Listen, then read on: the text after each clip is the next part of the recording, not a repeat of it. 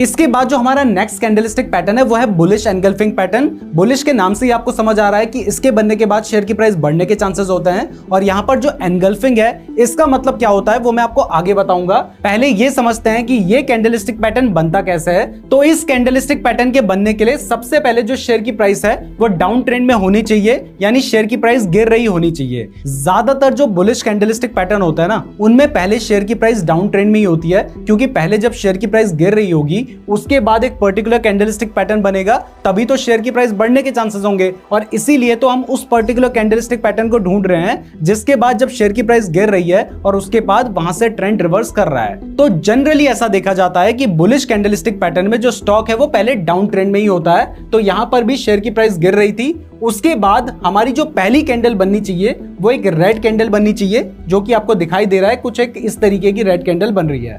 उसके बाद जो हमारी सेकंड कैंडल है वो एक ग्रीन कैंडल बननी चाहिए। जैसे यहां पर आप देख सकते हैं कि ये ग्रीन कैंडल बन रही है, तो पहली कैंडल रेड होनी चाहिए, दूसरी कैंडल ग्रीन होनी चाहिए। और इसमें क्योंकि ये एक एनगल्फिंग पैटर्न है, तो एनगल्फिंग का मतलब होता है कवर करना। तो इसमें जो कैंडलस्टिक पैटर्न बन रहा है बाद वाला, वो पहली वाली कैंडल को पूरा कवर कर देना चाहिए। तो यहां पर आप देख सकते हैं कि इसकी जो ओपन प्राइस है और इसकी जो क्लोज प्राइस है उसके बीच में ही हमारी इससे पहले वाली रेड कैंडल बनी है। तो हमारी जो ग्रीन कैंडल है उसने हमारी रेड वाली कैंडल को पूरा अच्छे से कवर कर लिया है। तो इस तरीके से जब एक कैंडलस्टिक पैटर्न बनता है तो उसे एक बुलिश एनगल्फिंग पैटर्न बोलते हैं। तो ये कैंडलस्टिक पैटर्न बनता कैसे है ये तो आपको समझ आ गया है। तो चलिए अब इसके पीछे की साइकोलॉजी समझ लेते हैं। तो आप देख सकते हैं कि पहले शेयर की प्राइस गिर रही थी और उसके बाद एक रेड कैंडल बनती है, यानी यहां पर भी शेयर की प्राइस गिर रही है, और उसके बाद एक ऐसी कैंडल बनती है जो कि पहले वाली कैंडल के नीचे ओपन होती है, यानी यहां पर ओपन होती है। अब क्योंकि अभी तक शेयर की प्राइस गिर रही थी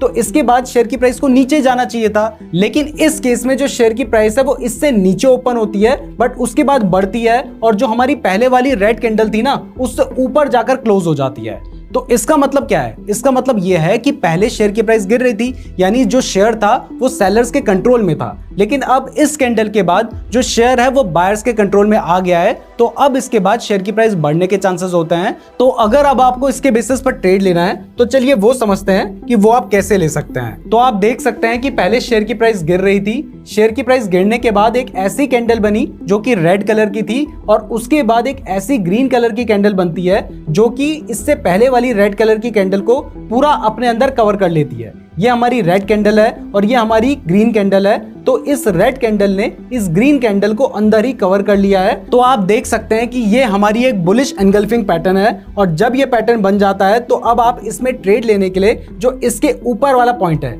यानी यहाँ पर कहीं पर आप बाय कर सकते हैं, एंट्री ले सकते हैं। अपना जो स्टॉप लॉस है वो आप इस वाली कैंडल के नीचे, यानी जो हमारी सेकंड ग्रीन कैंडल है ना उसके नीचे आप अपना स्टॉप लॉस रख सकते हैं। और टारगेट के लिए जब तक ट्रेंड चेंज नहीं होता है या आपको कोई ऐसा सिग्नल नहीं मिलता है जहां से आपको लगे कि अब शेयर की प्राइस गिर सकती है, या फिर आप अपने स्टॉप लॉस के 2 टाइम्स का टारगेट लेकर चल सकते हैं। और ये कैंडलस्टिक पैटर्न सभी टाइम फ्रेम में अच्छे से काम करता है। तो ये था बुलिश एनगल्फिंग पैटर्न। अब इसके just opposite bearish engulfing pattern को समझते हैं। इस एनगल्फिंग को जो कि जस्ट अपोजिट है हमारे बुलिश एनगल्फिंग कैंडलस्टिक पैटर्न का। तो इस कैंडलस्टिक पैटर्न में जो शेयर की प्राइस है वो पहले अप ट्रेंड में होनी चाहिए, उसके बाद जो हमारी पहली कैंडल बनेगी वो एक ग्रीन कैंडल बनेगी, और उसके बाद जो हमारी सेकंड कैंडल बनेगी वो एक रेड कैंडल बनेगी। तो इस तरीके से एक बेयरिश एनगल्फिंग पैटर्न बनेगा जिसमें जो हमारी बाद वाली रेड कैंडल है वो इससे पहले वाली ग्रीन कैंडल को पूरे अच्छे तरीके से कवर कर लेगी। इसीलिए इसका नाम बियरिश एनगल्फिंग पैटर्न है, और इसके बनने के बाद शेयर की प्राइस गिरने के चांसेस होते हैं। तो इसमें जो पहली कैंडल है वो ग्रीन कैंडल होनी चाहिए, दूसरी कैंडल रेड कैंडल होनी चाहिए, और इससे पहले शेयर अप ट्रेंड में होना चाहिए। तो बियरिश एनगल्फिंग पैटर्न कैसे बनता है ये अब आपको समझ आ गया होगा। तो चलिए अब इसके पीछे की साइकोलॉजी भी समझ लेते हैं। वैसे मैं जानता हूं कि अब आपको साइकोलॉजी भी थोड़ी बहुत समझ आने लग गई होगी, बट फिर भी मैं आपको समझा देता हूं। तो देखिए, पहले शेयर की प्राइस बढ़ रही है, यानी शेयर में जो बायर्स हैं वो ज्यादा एक्टिव हैं। उसके बाद एक ऐसी कैंडल बनती है जो कि ऊपर ओपन होती है, यानी यहां पर ओपन होती है, और उसके बाद शेयर की प्राइस गिरने लग जाती है, और जो इससे पहले वाली कैंडल थी ना उससे भी नीचे जाकर क्लोज होती है।